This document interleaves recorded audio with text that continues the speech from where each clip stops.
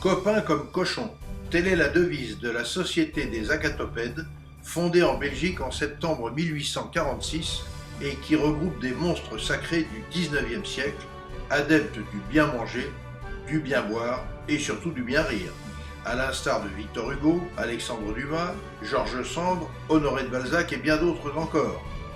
Des hommes et des femmes qui rivalisent d'humour sans se départir du plus grand sérieux. Domestiqué à partir du 7e siècle, le porc est pour l'homme une véritable source de richesse, puisqu'il est dit que dans le cochon, tout est bon.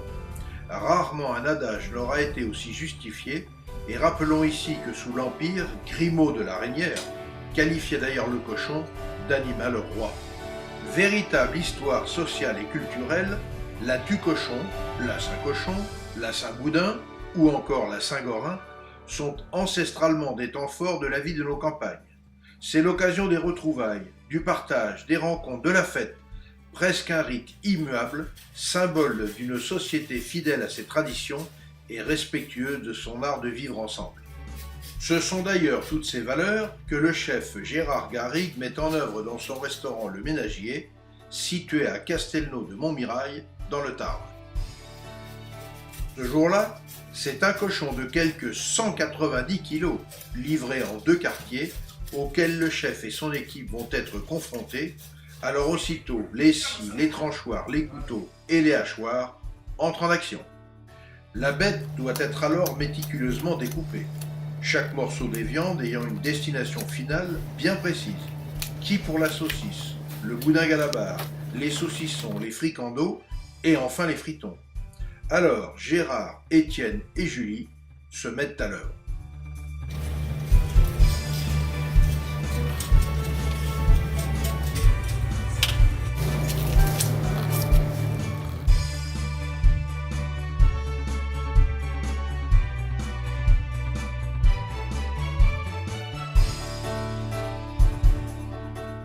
Bientôt, une cascade de viande hachée laisse apparaître un judicieux mélange de gras et de maigre, destiné à l'embossage de la saucisse sous les mains expertes des cuisiniers.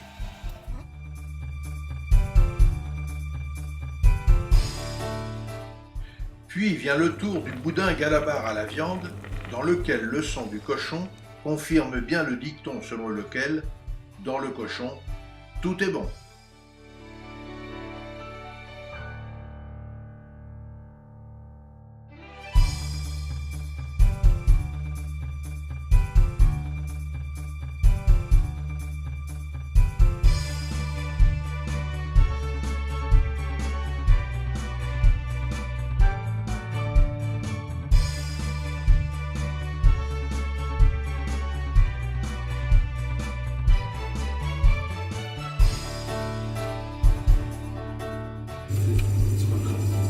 Et justement, je me demandais si fallait. Non, il vaut mieux qu'elle soit froide. Et qu'elle soit froide avant d'aller dans le chaud. J'avais peur que ça Alors, soit donc, c'est là. tu les piques encore. Le dernier, parce qu'il ne faut pas en mettre trop à la fois. Sinon, alors là, ils explosent. Ils n'aiment pas être mis tous all together. Et voilà. Et là, environ, les plus gros vont mettre 1 heure, les plus petits vont mettre 40 minutes.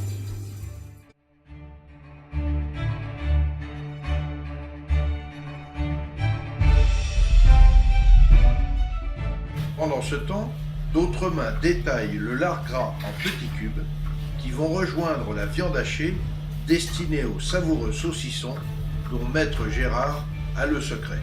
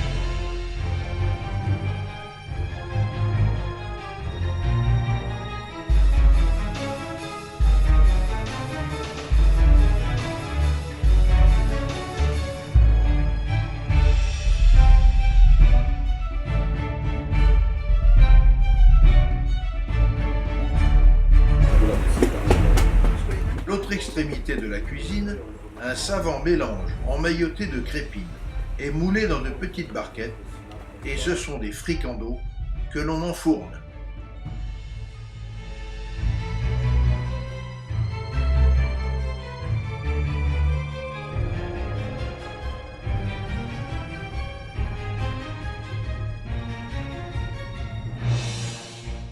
Enfin, au risque de le répéter, et donc, comme dans le cochon tout est bon, ce sont au final des os et tout ce qu'on appelle les petits morceaux qui sont rassemblés dans un volumineux chaudron de cuivre, et après une lente cuisson, la délicieuse réduction de cet improbable mélange va donner lieu à d'excellents fritons, tellement agréables à savourer accompagnés d'une bonne tranche de pain de campagne et d'une salade ou d'un cornichon.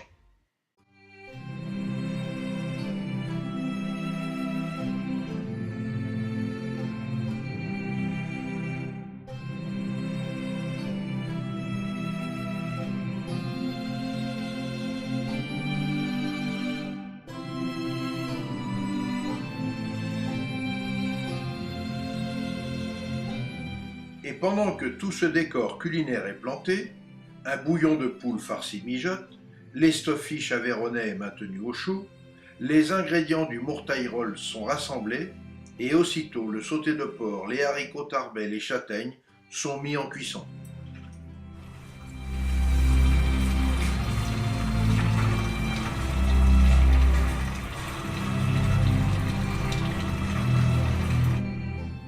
Tout en sifflotant, Gérard Garrigue découpe et cuit des galettes de mias qui vont accompagner le mourteriol.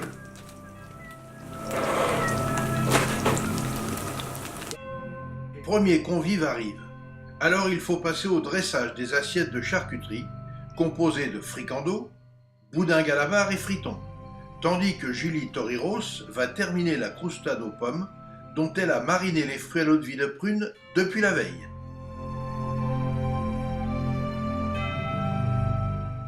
Il est donc temps maintenant de passer à la dégustation. L'heure du service a sonné.